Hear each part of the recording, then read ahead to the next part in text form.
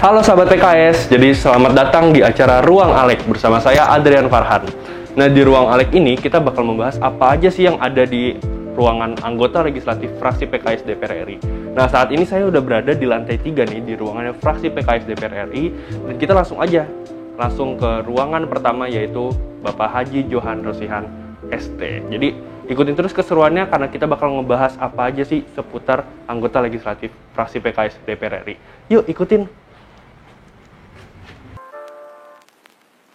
Selamat datang di program My Parliament Ruang Alek. Hanya di ruang ini, kalian akan dibawa ke dalam suasana kehidupan anggota legislatif fraksi PKS DPR RI. Kami akan membawa Anda pada suasana hangat dengan bertukar pikiran bersama anggota legislatif fraksi PKS DPR RI. Jadi siapkan cemilan dan tempat yang nyaman. Mari masuk ke Ruang Alek.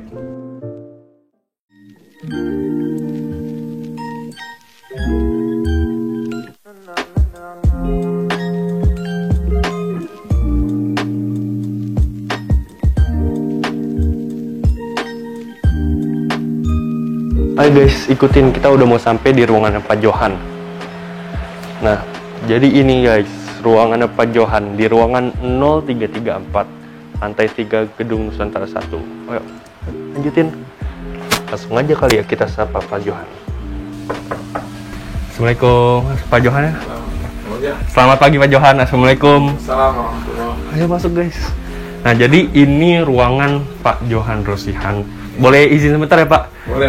Nah, jadi di sini kita bakal nanya-nanya sedikit nih ke Pak Johan. Nah, Pak, jadi ruangan ini tuh ruangan Bapak sendiri atau di sini ada siapa aja sih Pak yang ada di ruangan ini? Saya bagi dua ini. Yang ini untuk TA dan SA, tenaga ahli dan staf anggota ya, di sini. Nah, baru nanti di sini ruangan. Ada dua ruangan Saya. di sini. Oke. Nah, kalau ruangan ini konsepnya apa sih Pak? Kok kayak kesannya eksklusif gitu Pak, bagus. Konsep ruangannya, boleh jelaskan sedikit gak Pak? Ya, kita biar nyaman kerja aja. Nyaman kerja ya Pak? Nyaman kerja aja, karena ini kan sebelum kita ke ruang-ruang alat kelengkapan dewan kayak komisi, kita kan stay-nya di sini dulu. Oke. Nah, ini ruangannya tuh bagus banget guys, dengan konsep kayu-kayu gini tuh terkesan nyaman dan mewah ya guys sih. Ya, kita buat minimalis. Itu dia guys. Nah, kita kepo gak sih ruangan selanjutnya tuh seperti apa, ruangan Bapak Johan Rosihan ini? Ya. Boleh ya Pak izin? Boleh. Ayo. Oke, ayo mari, ikutin. silakan. Nah, ini guys ruangan Bapak Johan. Oke, boleh di-shoot sebentar nih kameramen. Ini bagus banget sih Pak. Nah, ini bisa dilihat di sini banyak banget mungkin barang-barang punya Pak Johan Pak. Iya. Boleh kesini sedikit Pak? Oh iya. Pakar masuk ke kamera. Nah, ini jadi kita akan nanya-nanya sedikit nih tentang barang-barang yang ada di sini. Nah, boleh dijelasin nggak Pak? Mulai dari foto nih. Ini Bapak penggemar sepak bola nih Pak kayaknya Pak? Iya, saya salah satu fansnya Barca gitu kan. Karenanya ada teman-teman yang ingin mengekspresikan saya. Akhirnya tuh digambarin karikatur nih sama seniman-seniman. Oke, bagus ya. Kalau saya fans Real Madrid, kita nggak ada masalah kan Pak? Oh, nggak ada masalah. Ya kan? Oke, kalau ini selanjutnya banyak juga nih Pak. Ini saya waktu ngisi acara di Sumbawa. Nama kegiatannya Laung Pantar. Laung itu bicara, Pantar itu kayak apa ya? Saya Sunda tuh saung gitu modelnya ya. Jadi ya ngomong lepas lah gitu. Nah, saya diundang dengan komunitas lingkungan, orang lingkungan hidup, semua KPH di Kabupaten Sumbawa. Kita bicara tentang bagaimana kondisi lingkungan kita, bagaimana kita menyelamatkan lingkungan. Nah, ya, oke, ada satu lagi nih Pak. Silakan. Kalau yang ini saya diundang sama anak-anak kami, Kesatuan Aksi Mahasiswa Muslim Indonesia, pengurus daerah Sumbawa. Waktu itu saya diminta untuk menjadi keynote speaker di musyawarah daerah pertama kami Sumbawa. Nih, nah selain foto-foto di sini ada juga nih penghargaan nih, saya lihat sedikit, boleh di center sedikit. Nah ini ada apa aja nih Pak? Boleh jelasin sedikit nggak sih Pak? Ada 3 penghargaan di sini. Ini sertifikat waktu itu saya mengisi diskusi kebangsaan. Karena saya kan selain di DPR ini juga di MPR yang konsen bicara tentang 4 pilar Pancasila, Undang-Undang 45, NKRI dan Bhinneka Tunggal Ika. Nah, saya ngisinya di Institut Ilmu Sosial dan Budaya Sumbawa. Nah, kalau yang ini saya ngisi acara perempuan di PKS. Nah, ini saya dikunjungi sama teman-teman di DPRD NTB. Kebetulan saya sebelum jadi di DPR ini kan di DPRD provinsi. Nah, teman-teman datang ke sini silaturahim kepada saya, nanya beberapa hal. Saya ditinggalkan plakat itu. Oke, jadi gitu guys. Nah, kalau buku-buku ini tuh ada buku siapa aja sih? Apa buku Bapak semua di sini? Karena selain penghargaan dan juga foto nih guys. Jadi di sini ada buku-buku juga. Berarti anggota legislatif tuh harus banyak baca juga ya Pak? Iya, kalau kita nggak baca kita akan kehilangan kekurangan narasi. Iya. Karena yang kita hadapi mitra-mitra kita ini kan adalah para eksekutif yang senior di bidangnya, didukung oleh tenaga ahli yang karena kalau kita nggak baca ya kita akan menjadi penonton di sini. Itu dengerin guys, langsung dari Pak Johan. Nah, selain itu Pak, boleh lihat ke sini juga ya Pak? Nah, ini saya mendampingi Ketua Fraksi Pak Dr. Jazuli Jawa ini kunjungan parlemen ke Inggris. Waktu itu saya belum menjadi anggota DPR RI. Saya masih menjadi ketua fraksi PKS di DPRD Provinsi Nusa Tenggara Barat. Cuma saya diminta menyertai, ya kan ada beberapa agenda soal promosi Lombok lah segala macam. Saya diajak sama beliau. Nah, kalau yang ini, nah ini perlu saya jelaskan panjang ini. Tapi ada narasinya juga di situ. Ini foto saya ketika saya melakukan salah satu atraksi budaya di Sumbawa, namanya Barapan Kebo. Nah, kalau di Madura ada karapan sapi, tapi kalau di semua itu dia ternaknya adalah kerbau. Bedanya sama di Madura itu, kalau di Madura itu kan di lahan di tanah keras itu di lapangan. Nah, kalau di Sumbawa di dalam sawah. Ini salah satu tradisi orang Sumbawa ketika memasuki musim tanam. Jadi melakukan permainan, ya ada hadiahnya, ada apa, sekaligus juga untuk pengolahan lahan. Dan setelah permainan ini nanti tinggal tanam padinya aja.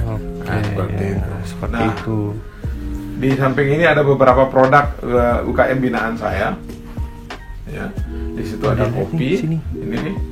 Langsung center. Ini ada beberapa produk UKM binaan saya di Sumbawa. Ada kopi, ada daun kelor, orang yang punya teh kelor gitu. Ada stick kelor juga di situ. Dan ini sengaja saya taruh di sini sebagai bentuk penghargaan saya kepada kreativitas mereka, sehingga mereka terus untuk berusaha nanti menjadi meningkatkan kesejahteraan. Seperti itu. Oke, jadi seperti itu guys. Kira-kira ruangan Pak Johan Rosihan ini ada banyak foto, ada sertifikat, ada produk UKM ada, komplit banget kan. Kalau kalian ada yang mau request di sini taruh produk UKM bisa hubungi Pak Johan. Oke, jadi selanjutnya Pak, kita akan lanjut ke sesi berikutnya nih guys. Jadi kita selain ada gerbek ruang Alek ini, kita ada juga sesi question and answer. Nah, jadi kita akan nanya juga beberapa pertanyaan untuk Pak Johan Rosihan ini. Oke, sampai jumpa di sesi question and answer berikutnya. Dadah.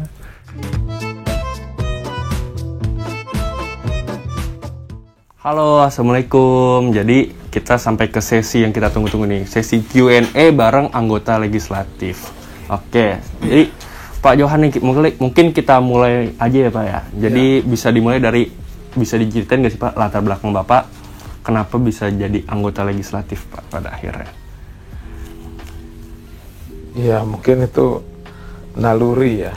Saya tuh bukan politisi yang tidak pernah merancang untuk itu. Tapi saya pun tuh lahir dari keluarga politisi memang. Bapak saya segala macam, walaupun pegawai negeri, tapi dulu kan Golkar seperti itu. Jadi kita banyak baca-baca tentang buku-buku politik segala macam gitu. Nah, Saya kuliah pun begitu. Ketika kuliah saya lebih banyak aktif di organisasi kemahasiswaan, ya, dari yang paling kiri sampai yang paling kanan, ya.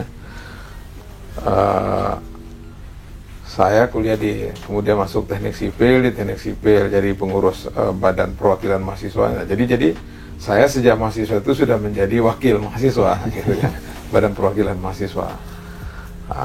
Tamat kuliah saya ikut sebagai salah satu deklarator Partai Keadilan, namanya waktu itu Partai Keadilan, ketika pertama didirikan, kemudian beralih menjadi PKS. Saya sejak didirikan sampai sekarang itu masih menjadi orang partai. Nah, saya selesai di kampus itu kira-kira tahun 2000, tapi sebelum selesai di kampus tahun 99, saya sudah mewakili PK waktu itu menjadi anggota panitia pemilihan. Kalau sekarang KPU, ya. Nah, waktu itu masih namanya istilah panitia pemilihan daerah tingkat 1. Nah, tahun 2004 saya dicalegkan oleh PKS untuk DPRD provinsi. Dan alhamdulillah saya jadi anggota DPR. Waktu itu umurnya 32 sampai tahun 2019.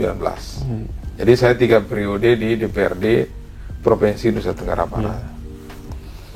Nah, kemudian pemilu 2019 saya dicalonkan untuk pusat.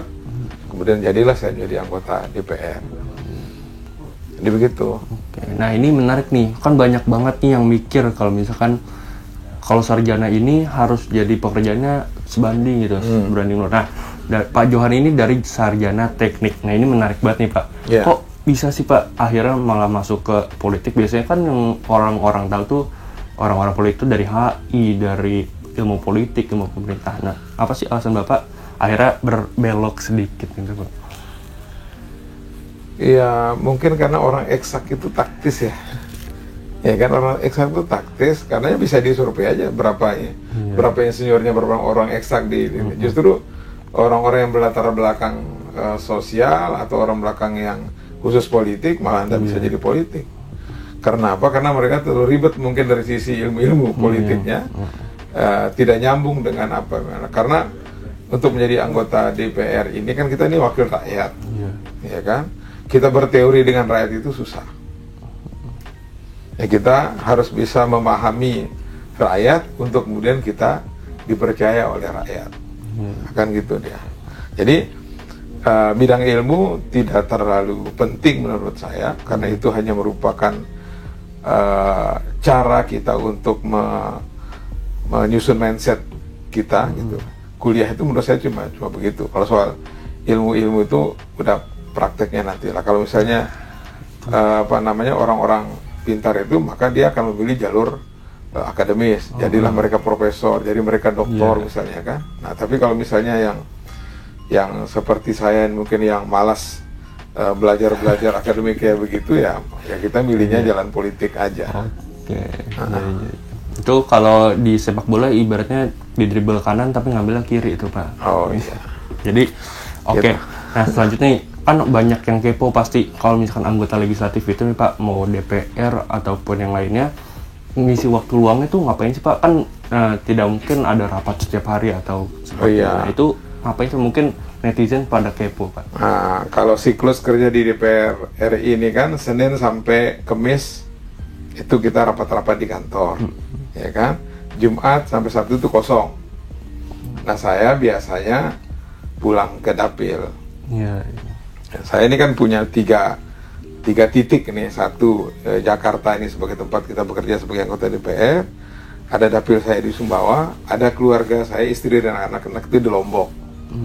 Nah, saya harus bisa atur segitiga ini agar dia bisa harmonis. Gitu. Iya, nggak ada yang dilupakan gitu. Tidak ada yang ditinggalkan. Iya. Seperti itu. Nah, ini pertanyaan pamungkas nih, Pak. Mungkin orang-orang belum banyak yang tahu. Kira-kira apa sih, Pak, privilege-nya jadi anggota DPR itu, keuntungan-keuntungan yang Bapak dapat selain dibukakan jalan saat jalan macet gitu, Pak? Kalau saya sih sangat menikmati ketika kita itu hadir di tengah-tengah masyarakat. Karena pandangan orang anggota DPR RI ini kan kayak superhero begitu. Nah, karena kita kan mikirnya itu dari orang untuk membeli susu anaknya sampai orang yang tidak ada tiket itu sudah menjadi dinamik kita tiap hari seperti itu. Tapi saya sangat merasa senang itu ketika saya tuh hadir bersama masyarakat, bisa memberikan mereka solusi atas persoalan-persoalan yang mereka hadapi, itu aja. Nah, oke guys, jadi Q&A kali ini cukup sekian aja, tapi kita masih ada satu lagi nih sesi, yaitu sesi rapid question nih Pak. Oke, Bukan jadi rapid test kan? bukan Pak, itu nanti pas Bapak rapat komisi. Oke.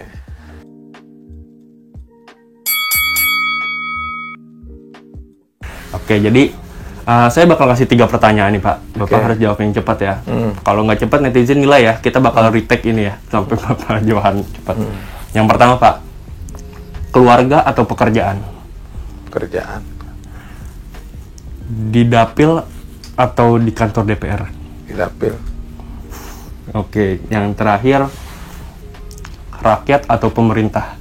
Rakyat. Oke, jadi gitu ya guys, diingat jawaban Bapak Johan ini. Jadi mungkin segitu aja Pak Johan, Oke, terima makasih. kasih banyak. Thank Dan you. untuk netizen, ada pesan-pesan nggak nih Pak buat rakyat kepada, dari anggota DPR kepada rakyat? Sedikit kata aja. Kondisi negara kita saat ini tidak sedang baik. Karenanya mari kita bersabar dan mendoakan pemimpin kita ini agar kemudian tetap konsen menjalankan amanah, agar kemudian kembali kepada tugasnya untuk mengurus dan melindungi seluruh rakyat Indonesia. Merdeka. Merdeka. Jadi terima kasih telah menonton, dan jangan lupa saksikan Ruang Alek setiap minggunya di Humas Fraksi PKS DPR RI ya Pak. Tolong ingetin dong Pak, netizen jangan lupa saksikan Ruang Alek setiap minggunya. Jangan lupa saksikan Ruang Alek karya Humas Fraksi PKS DPR RI. Oke, terima kasih banyak Bapak. Jadi sampai jumpa lagi di episode-episode berikutnya, dan kita akan berjumpa di lain waktu. Assalamualaikum Pak Johan. Waalaikumsalam warahmatullahi wabarakatuh. Oke, dadah. Dadah Pak, biar asik. Oke. Nah.